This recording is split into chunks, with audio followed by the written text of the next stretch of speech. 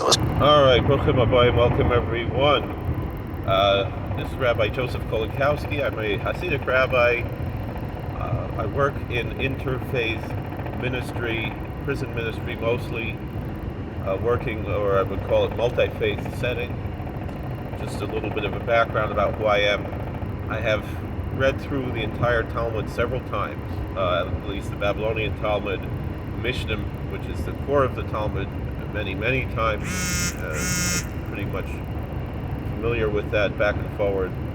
I've been studying this issue for a very long time about this question that is presented here, whether Jesus is in the Talmud.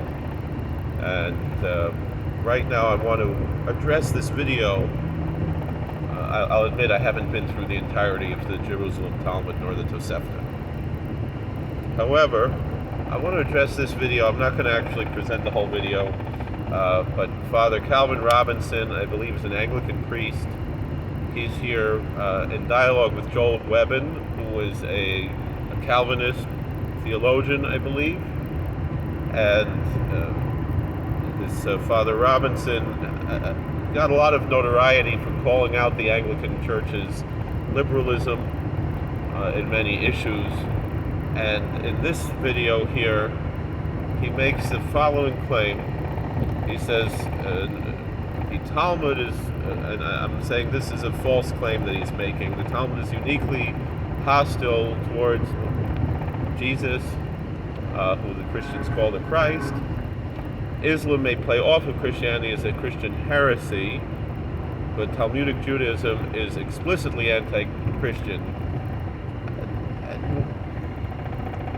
In the middle of the video, again, I'm not going to play this video, he does say, well, he went on ChatGPT and then he went on Grok and he found these various quotes of what does the Talmud say about Jesus, and the familiar ones that we're familiar with, and actually misquoting them in a very strange way.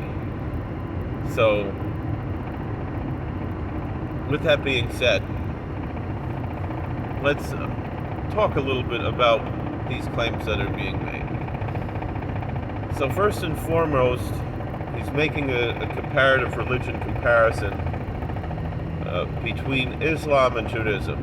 Actually, in the video, he goes through a list of all various non-Christian religions, and he says all of these different religions carve out a space for Jesus as a great leader or something.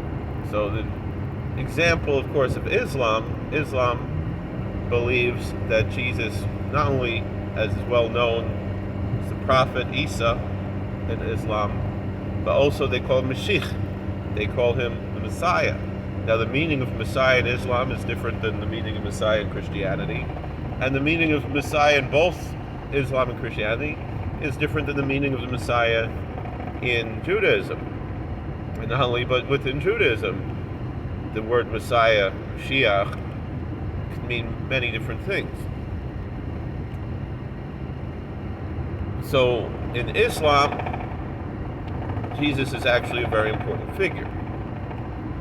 He then speaks about Buddhism and Hinduism, and he says that those religions carve out a space for Jesus as being a great teacher or something. That's not really a fair comparison. To compare the way that Buddhism and Hinduism might look at Jesus theoretically and the way that Islam looks at Jesus are radically different things, because Jesus is central to Islam, a central figure as much as our central figures who are also central to Islam, like Abraham and Moses and David and Solomon.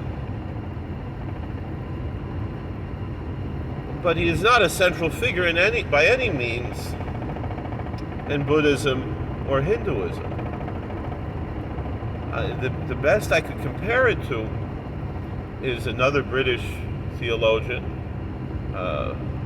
Karen Armstrong, who was a Catholic nun who left the church and considers herself a freelance monotheist. That's how she self-describes herself. Also theorizes that just as Islam looks at the Jewish prophets as being prophets of Islam, not in the sense that their religion is modern-day Islam, but prophets who, in the sense of what the word Islam means, that they submit to God.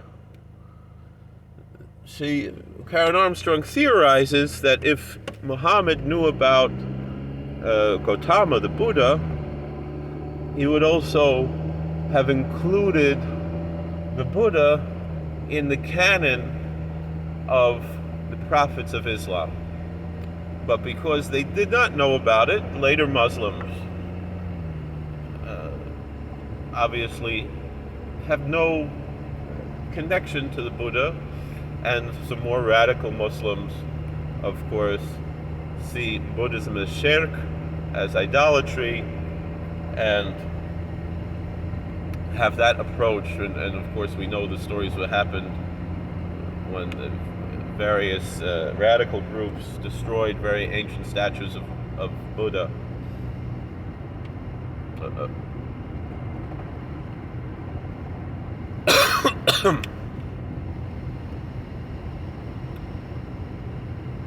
Now, to look at Judaism, you have to look at a totally different lens. So again, what he's saying about Hinduism and Buddhism is either speculative or reactive.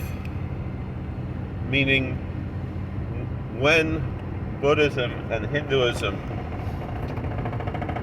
encountered Christianity, they said, okay, they read, or whatever they were taught, maybe not read, maybe some Christian clergy introduced them to the teachings of Jesus, and then later on, in more modern times, they certainly read the teachings and the canon of the Christian Bible and later Christian writings. And so, okay, these are the teachings of a good teacher, which to a little Orthodox Christian would actually be somewhat offensive, to be honest, because they see Jesus as God, not as merely a good teacher. And so it's a diminishment of how the Christian looks at Jesus.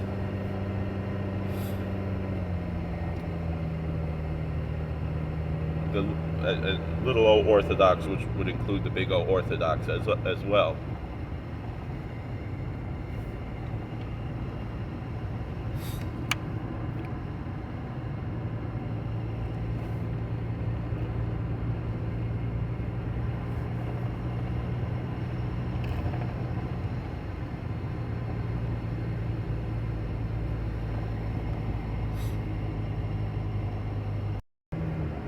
But in any event, it's not in any way central to the ideology of Hinduism or Buddhism to have really any opinion about Jesus. You could be a perfectly good Buddhist, a perfectly good Hindu, and not have any concept of Jesus. As opposed to the Islamic creed of belief in the prophets, it's part of the creed of Islam to accept Jesus as a prophet and to reject Jesus as the Son of God or as God.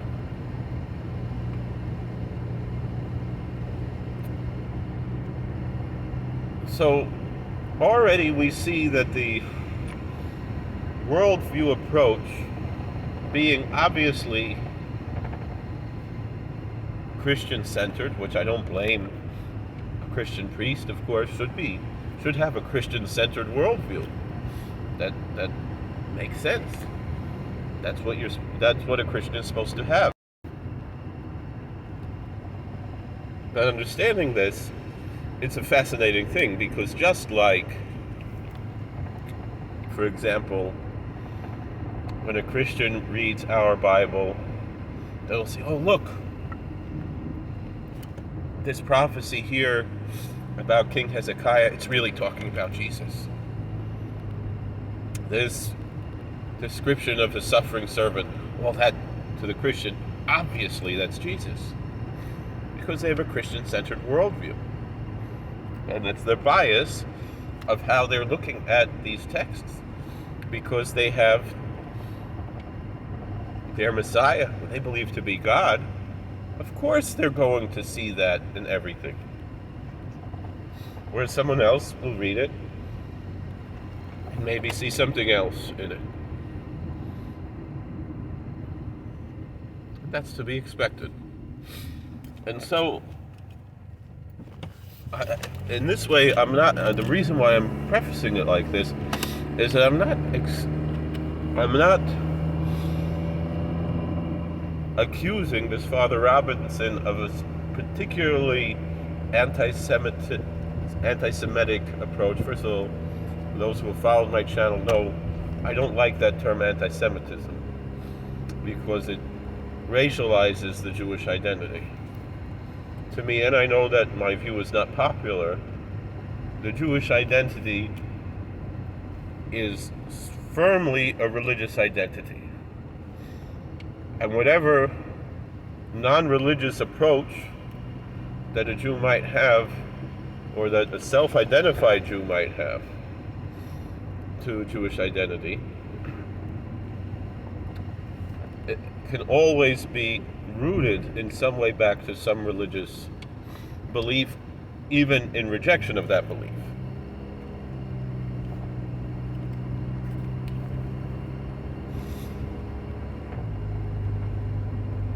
And so obviously, though, in addition to not having this racial anti-Semitism,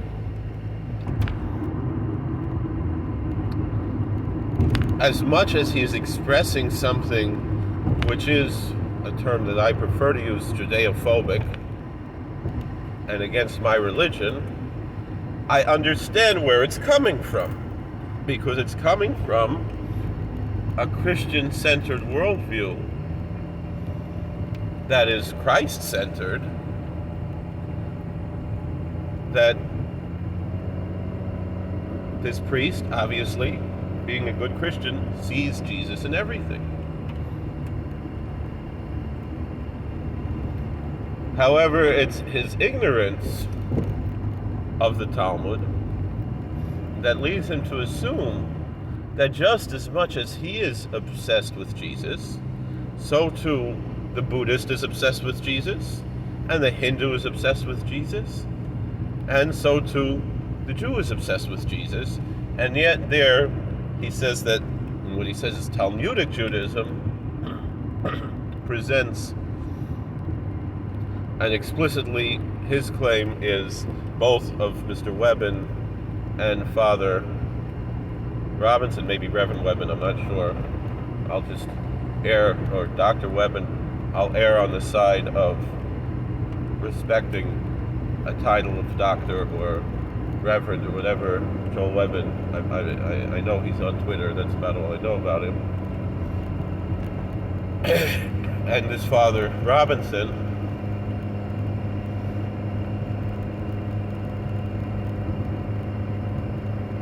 their assumption is that the Talmud is also obsessed with Jesus, which it plainly isn't. The claim that he makes here, first of all, which is false, is that when the Reformation happened in Christianity, in Western Christianity, all of a sudden those who were translating the Bible, Tyndale and so forth, approached Jews to learn Hebrew and converted some Jews. And it was those converted Jews who exposed the secrets that were hidden in the Talmud that were unknown prior to this. This actually represents a piece of ignorance of Father Robinson's own church, which we'll get to in a moment. But the truth of the matter is that this issue of Jewish apostates besmirching and insulting and claiming that the Talmud is uniquely blasphemous against Christianity well predates the Reformation. And my pithy response to this tweet, I quoted Rabbi Yechiel of Paris, one of the Balei Tosfos, a medieval rabbi, well prior to the Reformation, at least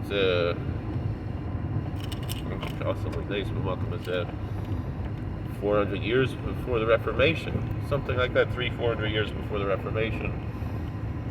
The Rabbi Yechiel of Paris was asked to defend the Talmud and the alleged blasphemies against Jesus in the Talmud. And his answer was extremely wise and true, and very Jewish, in a stereotypical sense, and an archetypical sense. That not everyone named Louis is the king of France. And so not everyone named Yeshu, which you might want to translate into an English based on Greek, as Jesus, is the Christian Jesus. And this is obviously true because the passage that Father Robinson rather strangely quotes, halfway quotes right wrong, was that Yeshu, who's mentioned in one narrative, brief narrative, in the vast sea of the Talmud,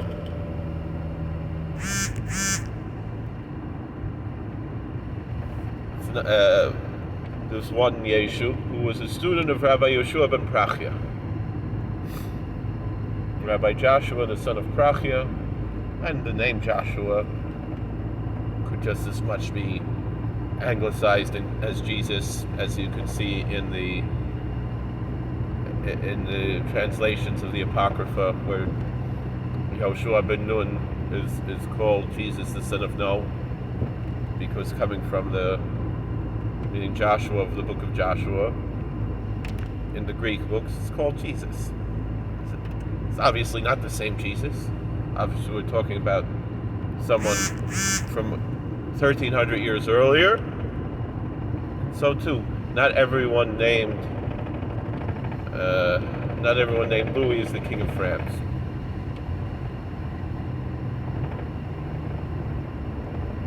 And so this Rabbi Yehoshua ben Prachia, he lived a century before the time that Christendom tells us that Jesus lived. And so this student of his, Yeshu, obviously is not the same Jesus. He then, even though he says that this is Rabbi Yehoshua ben Prachia who said this, quotes another, and again he's basing this on something from Grok, from an AI source that is just getting it wrong, just repeating wrong information. So then he says there's another passage in the Talmud that says Jesus is boiling in excrement. And I've seen people claim that this is an explicit Jewish doctrine, which it isn't. It is part of a story, a legend, that's brought in the homily, that actually, if this character is indeed the Christian Jesus, or not the Christian Jesus, but this Yeshu, who was the student of Rabbi Yehoshua ben Prachia, or some other Yeshu, or someone else totally, because we really don't know, because in our versions of the Talmud it just says Poshei Yisrael, the sinners of Israel.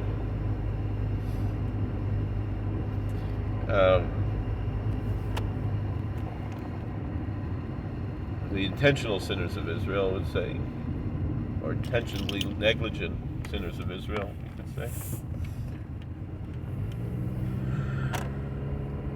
that this is that this figure who it's brought in a narrative of the story of the conversion of Onkelos ben Coluncanus, the author of the Aramaic Targum, or the one who recorded it as we have it.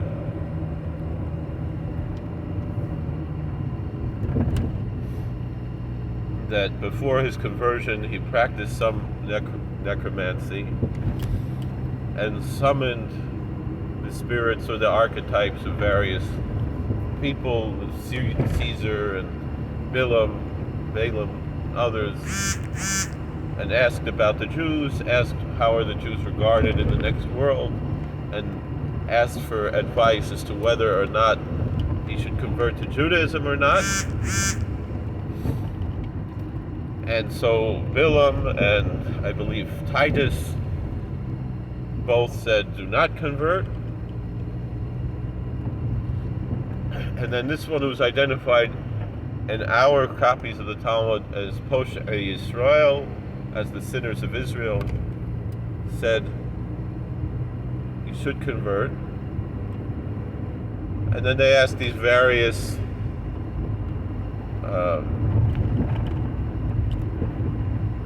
figures who were brought up in this story, or this legend, what is their punishment in the next world. And so they each described their punishment, and this who's the archetype of Poshei Yisrael said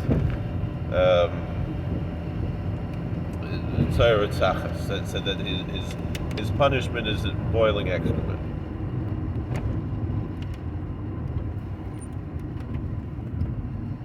Okay. Now there's some manuscripts that say that this was Yeshu, but which Yeshu was it? I'm inclined to say it was not the Christian Jesus, but let's say it was.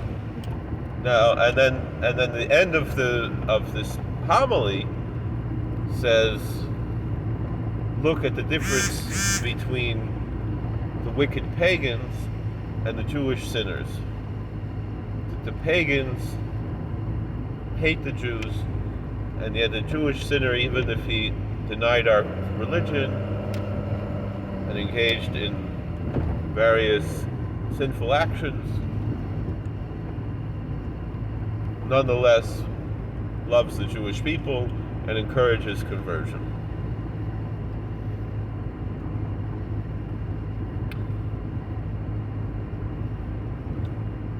Now, that's just what it says. So you can do with that what you want. Now, if you want to interpret it as, well, look at how much Jews hate Jesus, because that's the way that someone wants to look at it, it really doesn't bear out that way. Because it's saying that he himself is saying that this is what's happened to him, and that and then the rabbis go and say, but look at how good he is compared to the pagans, compared to Balaam and Titus. So if one would want to interpret in a Christological way, which I don't, but to try to make a little bit of peace, actually could be read in a Christian sense. If a Christian did want to say, because of their obsession with Jesus, which is a healthy obsession because that's who they worship, so there's nothing wrong with that for them. It's just not for us. But they could read it as, well,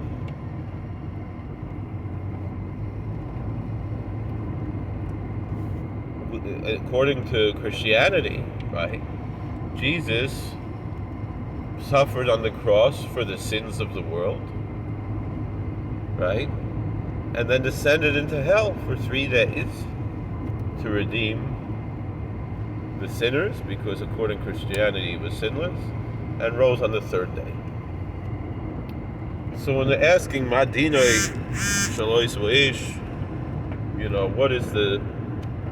what is the judgment of this person in that world, it might not necessarily be presented as at that time, but after the crucifixion, the 3 days until the resurrection, that was the suffering that he took upon himself to redeem the Poshei Israel, to redeem the sinners of Israel and of the world. Again, that's not how I read it, but if a Christian wanted to read it that way, this text is not necessarily so frighteningly antithetical to their faith as the way that most people who write memes on the internet believe it to be.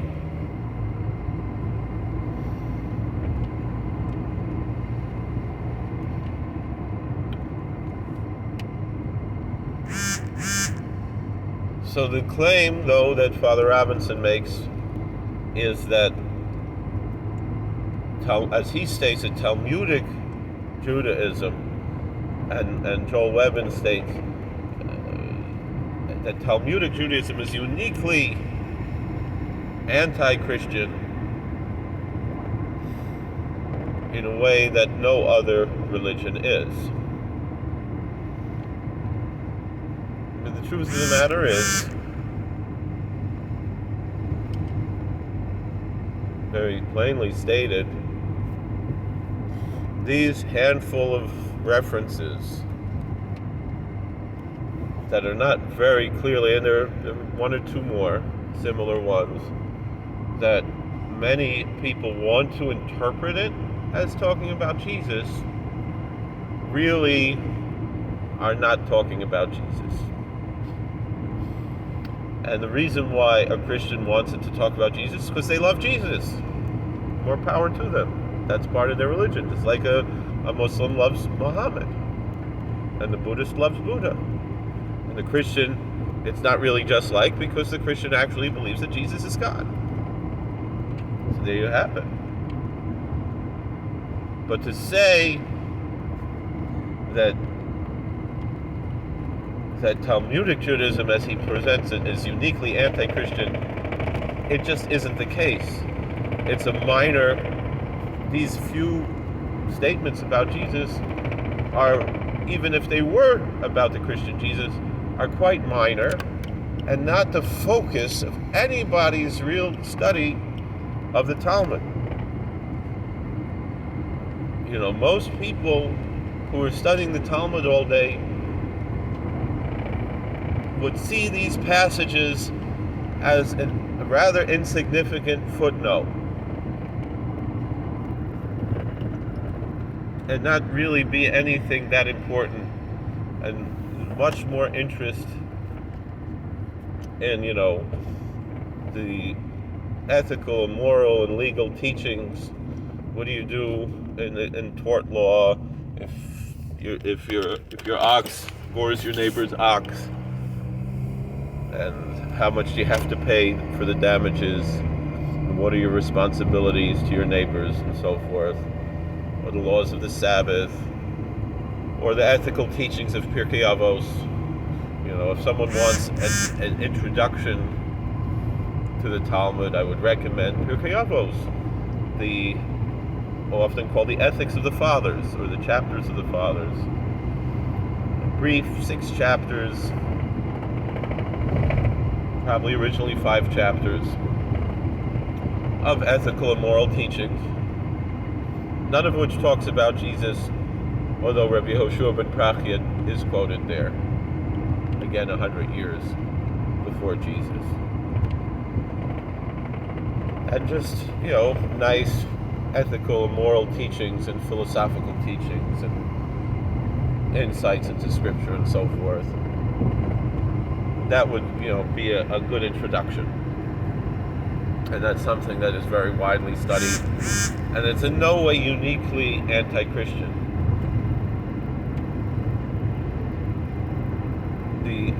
only explicit mention of Christians that I could find in the Talmud is that there's a opinion that it's best not to fast on Sunday because of the Christians.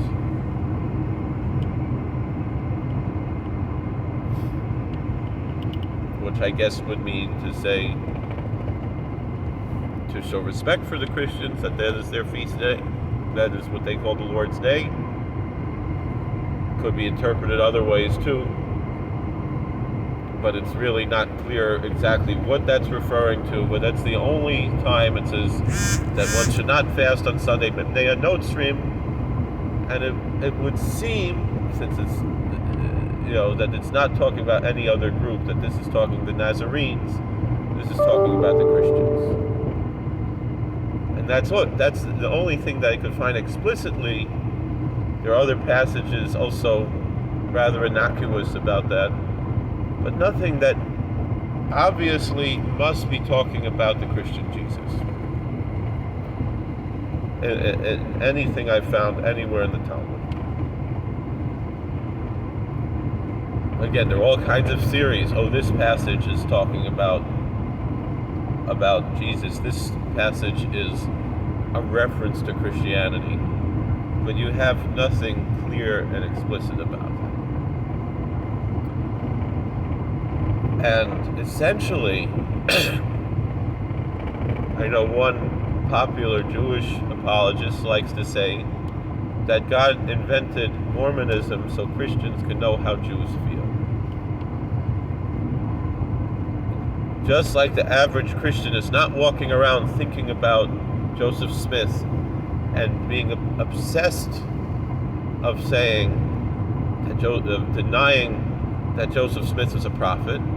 All right, he doesn't believe Joseph Smith is a prophet. He believes that Mormonism is idolatrous because it's polytheistic and it rejects the Trinity, and they believe that there's something wrong about his prophecies in the Book of Mormon, they will believe is a forgery and so forth. But it's not central to the life of the non-Mormon Christian. It's not central to the religious life of the non-Mormon Christian. The only people who really walk around insulting Mormonism are ex-Mormons. Just like ex-Jews, Jewish apostates, were the ones who came up with this idea that these passages in the Talmud are somehow blasphemy against Jesus, which is not the case.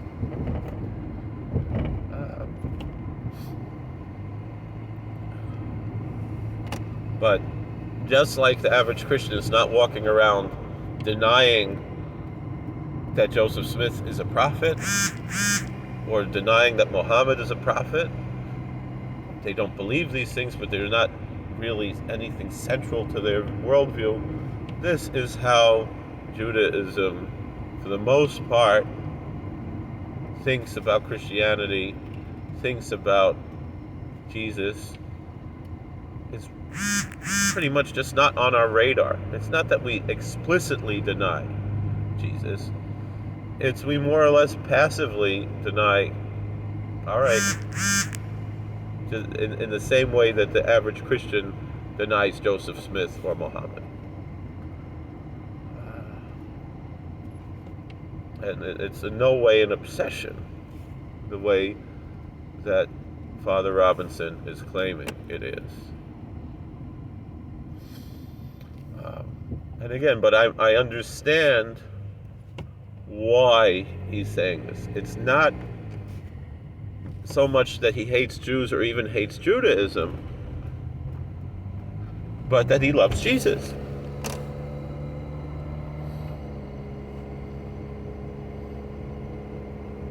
And so he wants to find these references to defend the one that he loves. That makes a lot of sense. Now, to go further into what he's discussing here.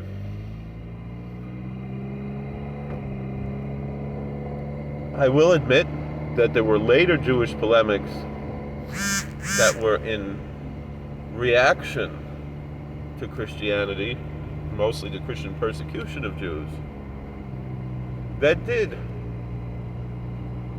interpret these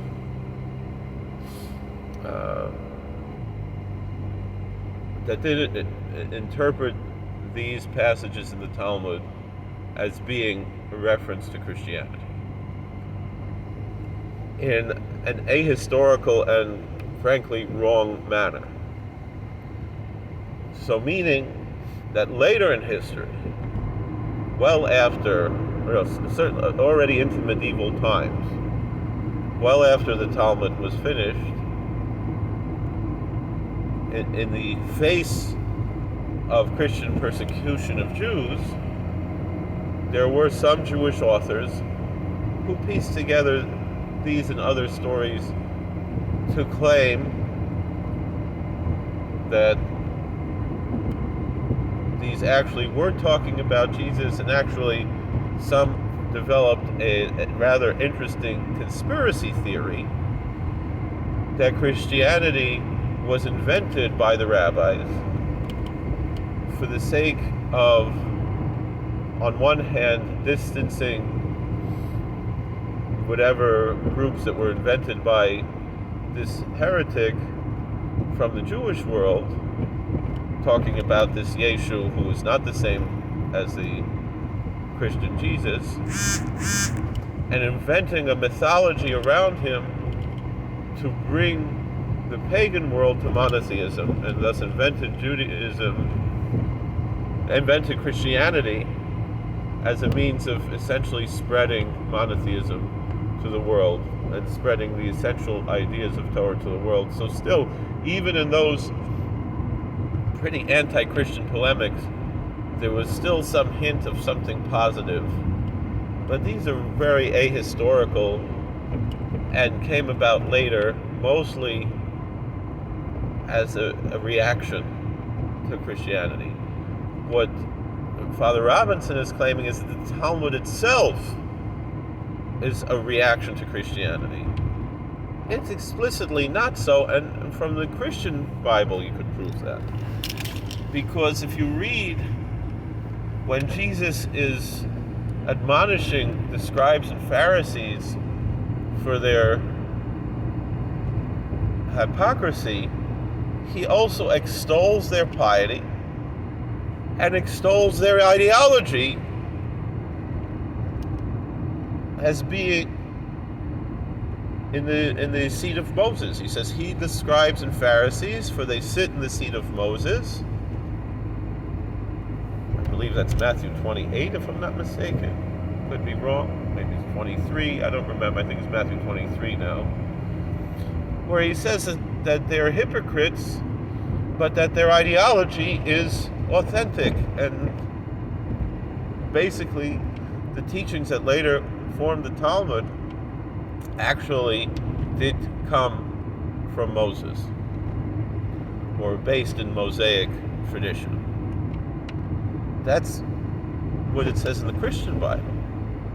Also in the Sermon on the Mount, also in Matthew, that if your righteousness does not exceed that of the scribes and Pharisees, then you will be the least in the kingdom of heaven. And so I often look at this and imagine that all of the Musar that Jesus is giving to the scribes and Pharisees, they're sitting there saying, "Oh yeah, give me more," just like a lot of Christians enjoy hearing a fire and brimstone sermon.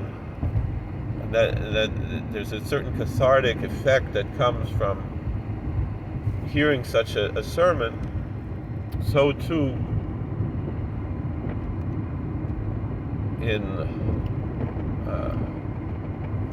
that was the way, that it wasn't that Jesus was saying, "You guys are wrong." Oops. Rather saying, "You guys could be better. Live up to what practice what you preach." Musar, as we would call it. Now, along the lines of what I was saying about these various polemics that were in reaction to Christian persecution, So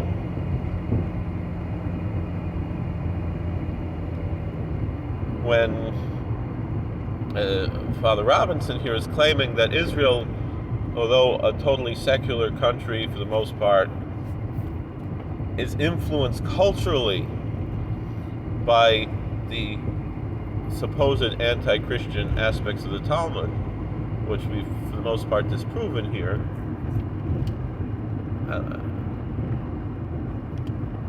really, where there is a certain animus about Christianity in the Jewish world, it's not as much about attacking the person of Jesus or an obsession with attacking the divinity of Jesus as is often imagined by Christians, and has long been imagined so, just like Jews were often accused of taking knives and stabbing the host of the communion wafers to show their contempt and their attacks on the body of Christ.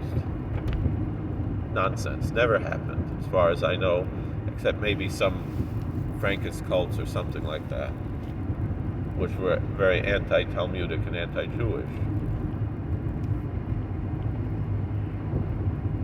And I would call them satanic, and widely a big influence on much of the left-wing parts of self-identified Jewish world later in history, even in an unknown way, unwillingly. But in any event, the animus that there is for Christianity in the Jewish world comes not out of a hatred for their religion, but a reaction to the persecution that Jews had suffered under Christendom historically. And even many non-religious Jewish thinkers, particularly I think of Sigmund Freud, who was a horrible heretic, actually said something very wise. He said the Christian doesn't hate the Jew because he killed Jesus, but because he brought Jesus. Because generally speaking, the more pious Christian doesn't hate Jews. It's usually lowlifes who will say, oh, these are the guys, these are the Christ killers, we got to get them. Just looking for an excuse. But moreover, that it creates this guilty conscience. Look, these are the guys who brought the guy who tells us that we have to be good and can't do whatever we want and can't live a sinful life. Let's get him. That's what it's really about.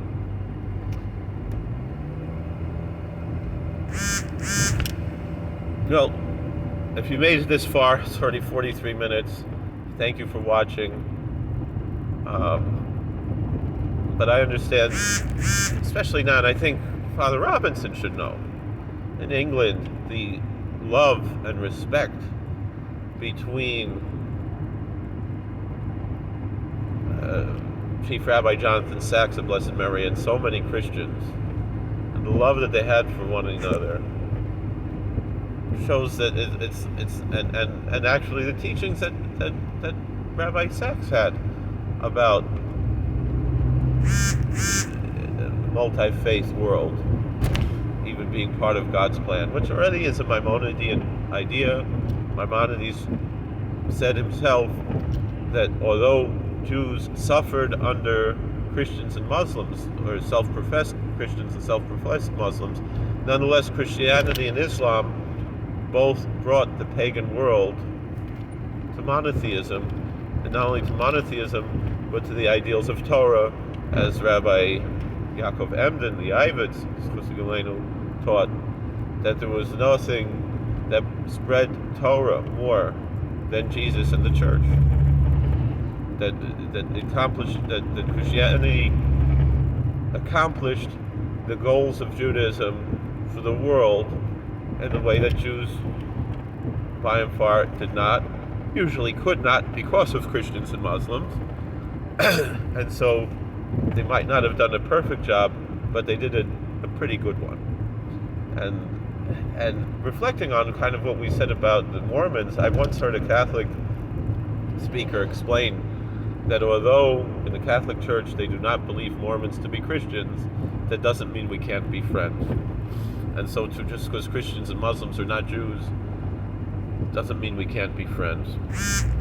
And this is really the way that we should be working. Understand our differences, agree to disagree. But we have so much in common and so many common enemies in the left and in the militant atheist world and in the militant left-wing attempts to undermine an antinomian approach, which clearly, as Father Robinson and Reverend Webbon began their discussion, at least in this video, it's clear that they are not antinomian. And this is what we really have to be joining together, agree to disagree what we disagree on, maybe learn about each other and to understand one another, but nonetheless, the things that we have in common, fighting for family values that we share,